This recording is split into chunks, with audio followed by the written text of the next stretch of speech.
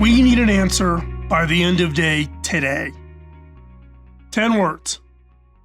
And the moment you hear them, something shifts inside your chest.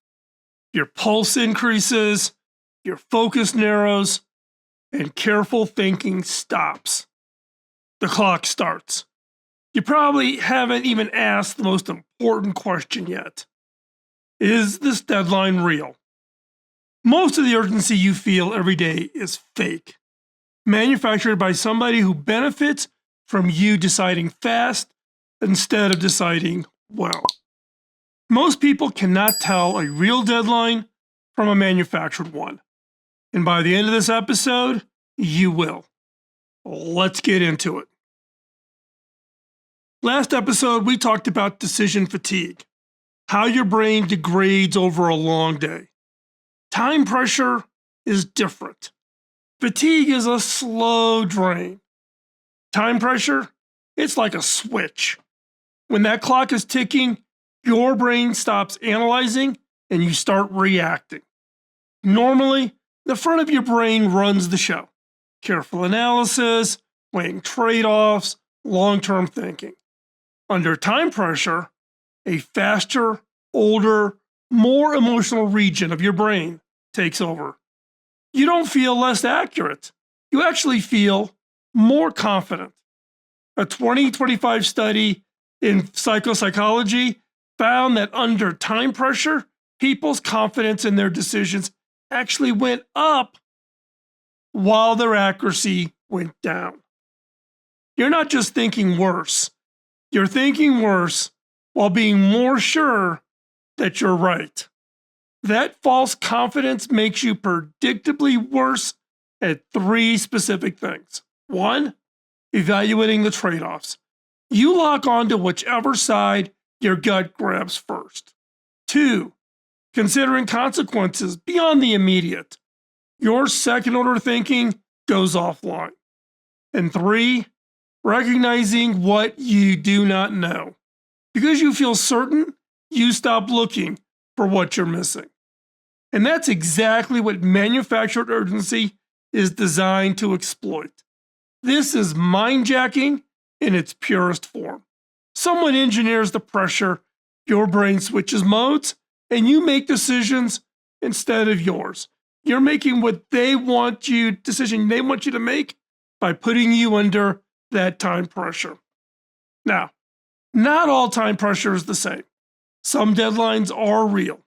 Your tax filing date is real. The board meeting on Thursday is real. The patient who needs a decision in the next 10 minutes, that's real. These deadlines exist because of actual constraints in the world, not because someone manufactured them. But a huge portion of the urgency you experience, it's engineered. Like, oh, this offer expires at midnight. Really? Will the company stop wanting your money tomorrow? Or we need your decision today. Well, why today? What actually changes between today and next Wednesday?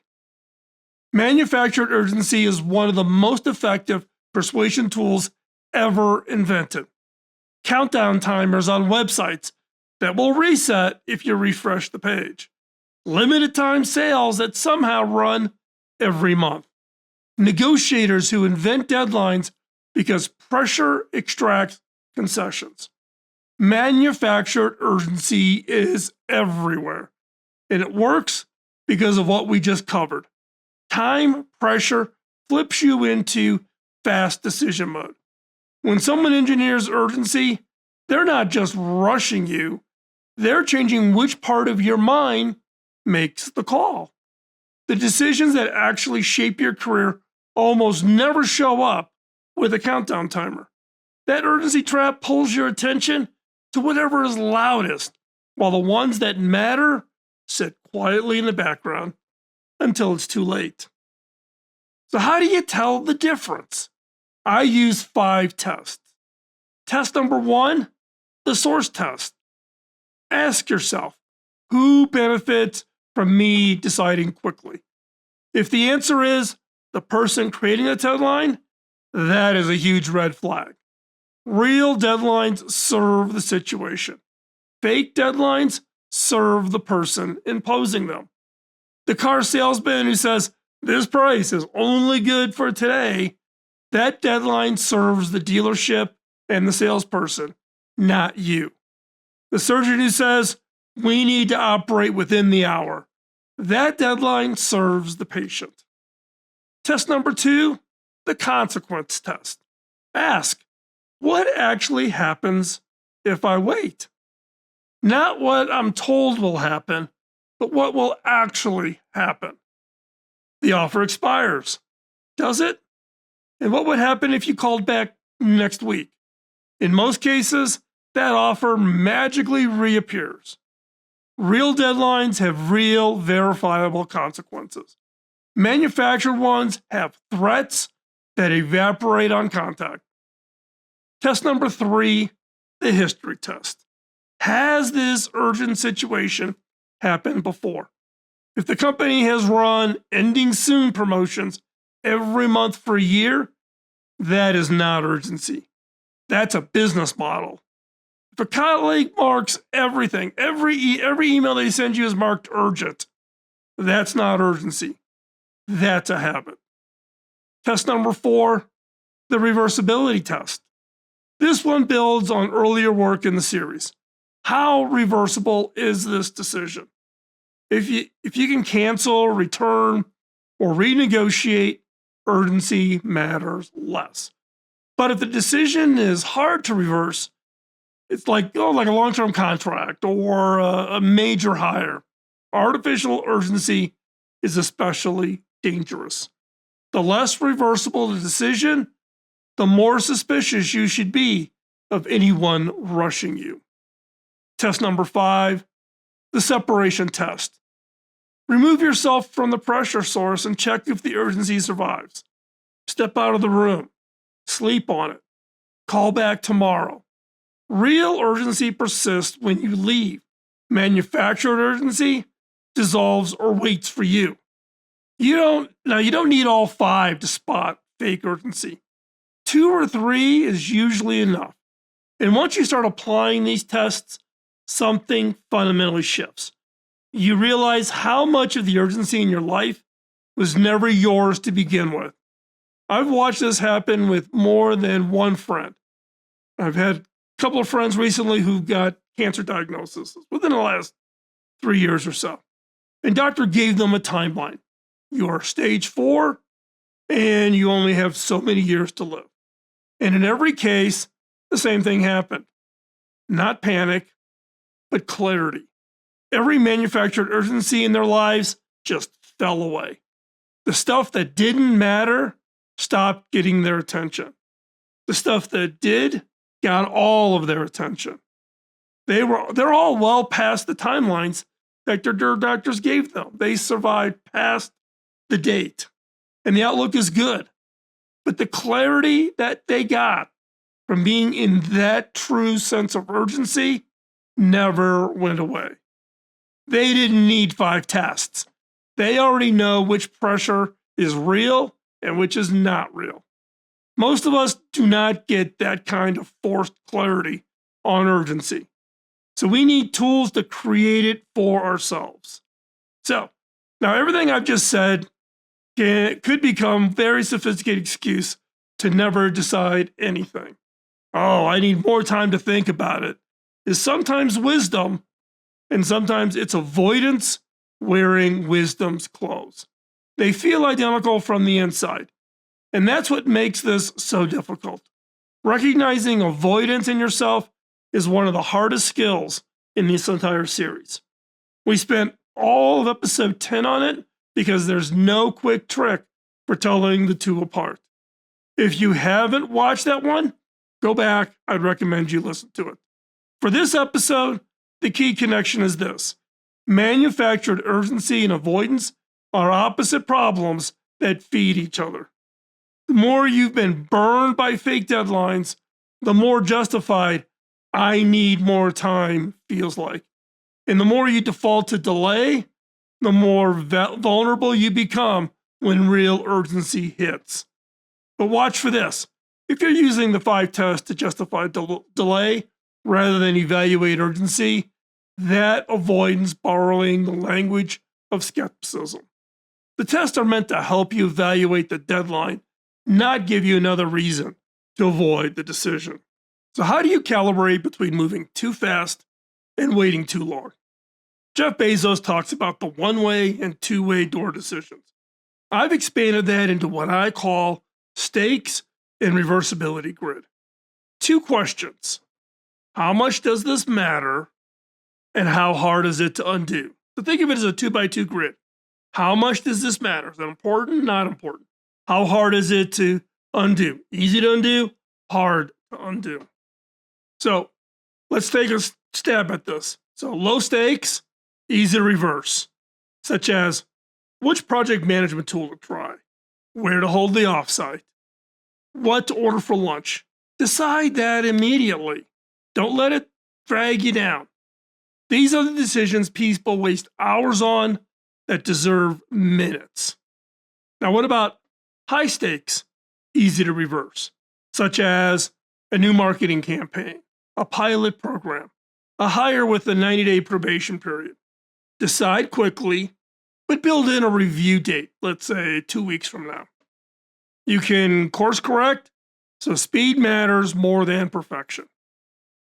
What about low stakes, hard to reverse, such as that subscription you can never find and cancel, that small clause in a contract nobody ever reads? These are sneaky. They don't feel important, so you rush the decision, but they're hard to undo, so they start to accumulate. So think about spending maybe a little bit more time. What about high stakes, hard to reverse? A merger, a long-term contract, shutting down a product line. This is where you really slow down. This is where you deploy every test for manufactured urgency. This is where anyone rushing you should make you suspicious. Most people get these backwards. They spend weeks picking a laptop and 15 minutes reviewing an employment contract. This grid fixes that. Be fast on what doesn't matter so you have the bandwidth to be slow on what does. So, let me give you a little story. Early in my career, I watched all this play out in just a single conversation. I was negotiating a major technology partnership. The other side's lead negotiator dropped this line: "We need a signed term sheet by Friday, or we're moving to the next candidate." Friday was 2 days away.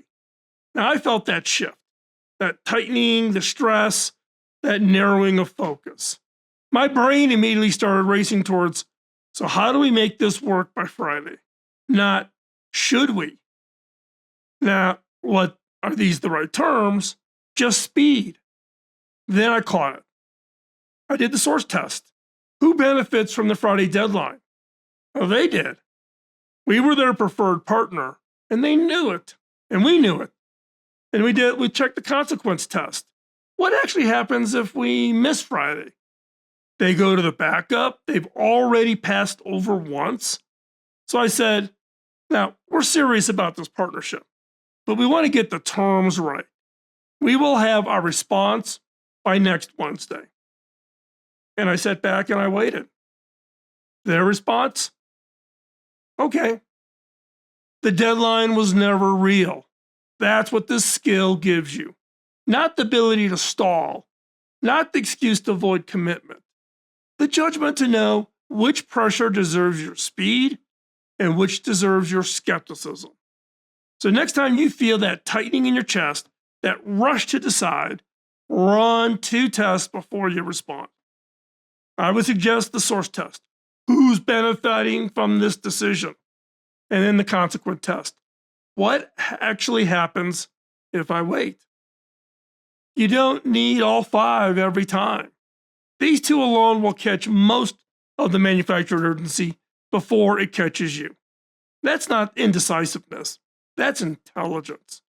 Now, in episode 10, we tackled uncertainty. In episode 11, depletion. Now you can spot manufactured urgency. but there's a pressure harder to resist than any deadline. That is a room full of people who've already made up their minds, and they all disagree with you. The CEO's in agreement, the team is in agreement, everybody's in agreement, and you're sitting there thinking they are wrong. What do you do with that? That's what we're going to cover in the next episode. So subscribe so you don't miss it. Now you've got the source test and the consequence test. Use them this week. And then drop a comment. Tell me what was the obvious manufacturer deadline that you've ever seen in your career. I want to hear these. I read all of the comments you post on Substack and on YouTube. Now, if mind jacking and the concept of mind jacking is new to you, I have a full episode that breaks down how your thinking gets hijacked. Sometimes by outside forces, and even sometimes by yourself. Links are below. For those who want to support the work and the team behind these episodes, you can become a paid subscriber on Substack. I take none of the money. All the money just goes to cover the contribution that the people behind the scenes make in order to produce this content. That link is below also. And share this episode with somebody who needs to hear it. We all know somebody who either rushes every decision or who can never pull the trigger. And I'll see you in the next episode. Bye-bye.